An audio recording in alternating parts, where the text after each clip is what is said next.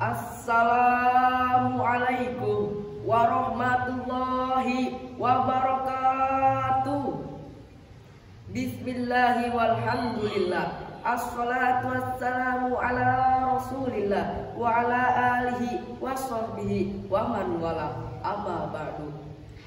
Puji syukur marilah kita panjatkan kepada Allah yang Maha Ghafur, yang mengatur dari barat sampai timur. Allah cinta kepada orang yang jujur dan rajin bertafakur. Hei manusia, ingat hidup cuman sekali. Kita harus bersyukur karena kita bakalan masuk kubur. Badan kita akan hancur karena di dalamnya penuh dengan siksa kubur kalau kita tidak pandai-pandai bersyukur.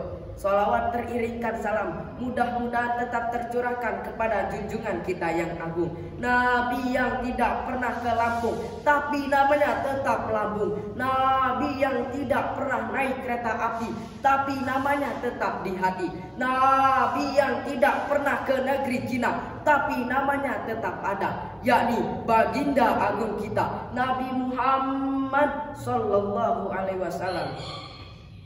Sahabat da'i wa da'iyah rahimakumullah, Abu Ala al-Maududi dalam bukunya Toward Understanding of Islam, ia mengatakan segala aktivitas dan kreativitas manusia apabila disandarkan karena Allah sesuai dengan aturan Allah maka terhitung ibadah. Ungkapan tersebut hadirin mengilustrasikan kepada kita agar jangan duduk termenung berpangku tangan, melainkan harus bangkit berdiri, menyingsingkan lengan baju, melangkahkan kaki ke depan untuk bekerja dan berusaha. Sebab bekerja dalam Islam itu terhitung ibadah. Namun sayang hadirin, bangsa kita ini masih dihinggapi mental-mental pemalas, watak-watak pengangguran. Akibatnya kita tertinggal jauh oleh bangsa-bangsa lain. Amerika sudah kemana-mana, kita masih di rumah saja. Jepang sudah mampu membuat rumah kaca tahan gempa, kita masih bingung memikirkan besok makan apa. Perekonomian kita masih dikuasai oleh Cina, teknologi kita masih dikuasai oleh Jerman, informasi kita masih dikuasai oleh Barat. Eksesnya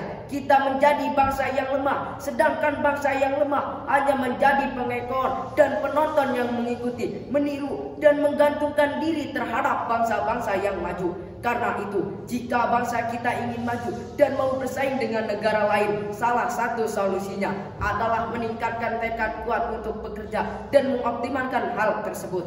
Pada kesempatan ini, saya akan membahas dengan tema tekad kuat kunci kesuksesan, dengan rujukan firman Allah dalam Al-Quran surat At-Taubah ayat 105 yang berbunyi, A'udzubillahi minasyaitonirrajim, Bismillahirrahmanirrahim, wa qul i'malu fasayarallahu amalakum wa rasuluhu wal mu'minun wa saturadduna ila alimil ghaibi was syuhada fayunabbiukum bima kuntum ta'malun. Artinya, dan katakanlah wahai Muhammad, bekerjalah kamu, maka Allah dan Rasulnya serta orang-orang mukmin akan melihat pekerjaanmu itu, dan kamu akan dikembalikan kepada Allah yang mengetahui perkara gaib dan nyata, lalu diberitakannya kepada kamu apa yang telah kamu kerjakan. Sahabat da'i wa da'iyah rahimakumullah, demikianlah penegasan Allah kepada kita agar mau giat bekerja. Kita tidak boleh bersikap santai, lemah, bersikap tamani dan menanti, menanggungkan langkah, menunggu cuaca cerah.